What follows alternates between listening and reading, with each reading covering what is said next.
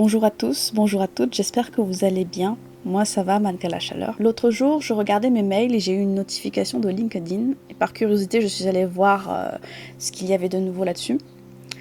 Et je me suis rendu compte qu'il y avait pas mal de personnes que j'avais côtoyées au collège et au lycée qui avaient changé.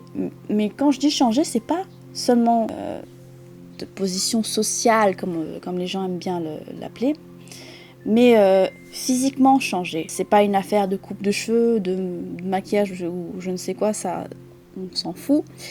Mais plus au niveau des traits du visage. Vous savez, quand vous êtes stressé, quand ça fait un moment que vous vous êtes pas reposé, etc. Bah, c'est de ça dont je parle. C'est-à-dire que je me retrouve à avoir des anciens camarades de classe qui ont les traits tirés, un début de ride alors qu'ils ont mon âge, quoi. Ils ont 25 ans, entre 20 et 25 ans. Et j'ai trouvé ça vraiment frappant parce qu'à l'époque, à laquelle je les ai connus, c'était des gens qui étaient pleins de joie de vivre et qui se retrouvent dans des boulots corporatifs. Enfin, je ne sais pas si on dit corporatif ou vous me direz dans les commentaires. Mais ils sont là sur leur photo de profil avec leur veston, leur costard, cravate. Pour les garçons, limite, il manque l'arrêt au milieu. Pour les filles, c'est hyper pro, limite en tailleur, etc. Et je me dis, mais où sont les personnes que j'ai côtoyées au collège-lycée, quoi? Je trouve ça extrêmement choquant parce que non seulement c'est carré tiré par 4 épingles, mais pour moi, ça me semble pas naturel, tu vois. Un petit peu comme lorsqu'on te force à prendre une photo pour ta carte d'identité, ton passeport, etc. Limite, tu souris pas.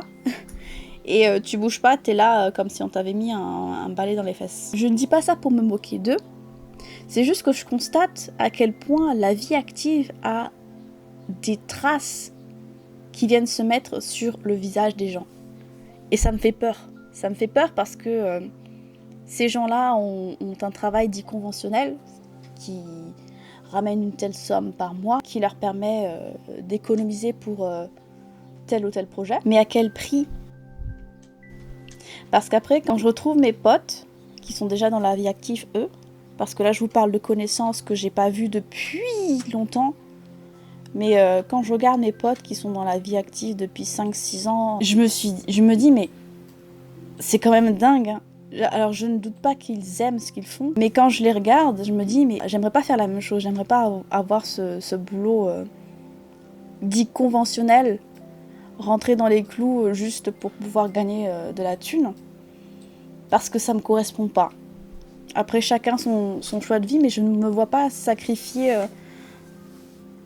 ma jeunesse, entre guillemets, perdre du sommeil, perdre du sommeil. Enfin, je dis ça, c'est l'hôpital qui se fout de la charité, puisque avec ma petite fille, je suis en dette de sommeil depuis 3 mois maintenant. Mais perdre du sommeil sur quelque chose qui te fout du stress pas vraiment utile, je comprends pas trop l'intérêt. Selon moi, j'ai l'impression que le stress est bénéfique que s'il te pousse à accomplir des choses dont tu es fier, genre vraiment fier. Si c'est du stress dans un travail qui, certes, te donne de l'argent en quantité raisonnable pour vivre, mais que tu n'aimes pas, donc c'est un travail qui paie bien, mais tu l'aimes pas tant que ça, je vois pas l'intérêt. Mais alors, pas du tout. Et quand je vois sur LinkedIn, pourquoi je vous parle de LinkedIn, c'est parce que c'est un réseau social sur lequel tu mets en avant tes expériences professionnelles, etc. Moi, je suis sur LinkedIn parce que on m'avait conseillé de m'inscrire pour avoir des opportunités de travail. Mais honnêtement, je me suis plus inscrite là parce que on m'avait tellement rabâché que j'ai fini par le faire. Mais au final, ça me sert pas du tout en fait. Ça me sert juste à voir de temps en temps ce que font certains membres de ma famille ou certaines personnes que je côtoyais, comme je vous ai dit au collège-lycée, mais à part ça, pas grand-chose, tu vois. Je regarde un petit peu ce que deviennent les gens, c'est tout. Et c'est pour ça que je constate que je trouve ça un peu effarant, quoi. À quel point ils ont l'air beaucoup plus vieux que leur propre âge. Et du coup, ça me fait pas du tout, mais pas du tout envie. Désolée, j'ai été coupée parce que j'avais plus de piles. J'essaie de faire en sorte que ma chaîne YouTube fonctionne. Ça me pose des difficultés, mais c'est pas le même genre de difficulté que quelqu'un qui a un travail conventionnel. C'est-à-dire que, étant donné que c'est moi qui trouve mes propres sujets, à moins que je pose des questions en sondage sur Instagram parce que j'ai le syndrome de la page blanche, c'est moi qui gère l'ordre des vidéos, quand est-ce que je les sors, comment je les sors, comment je monte, parce que à mon échelle, je ne peux pas me payer de monteur, parce que je ne gagne rien avec YouTube. Et je dis ça parce qu'on m'a demandé si j'avais un monteur, si je gagnais de l'argent et tout ça.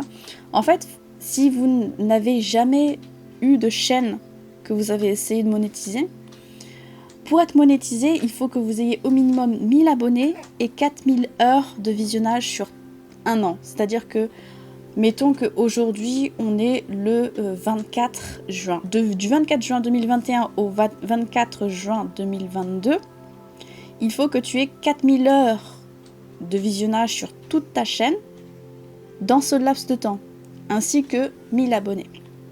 À partir de ce moment-là, YouTube prend en compte ta demande de monétisation et te l'accorde au bout d'un certain temps. Si tu respectes pas ces deux quotas-là, tu n'es pas monétisé, ta chaîne est sans revenu. Voilà. Tous mes contenus sont gratuits. Je fais tout toute seule. Voilà. À moins que je fasse la vidéo avec quelqu'un d'autre, comme je l'ai fait plusieurs fois auparavant, ou que monsieur intervient en tant que voix off pour répondre à une problématique ou autre chose. Je fais tout toute seule. Et c'est un stress que tu dois gérer tout seul, mais c'est un truc vraiment différent.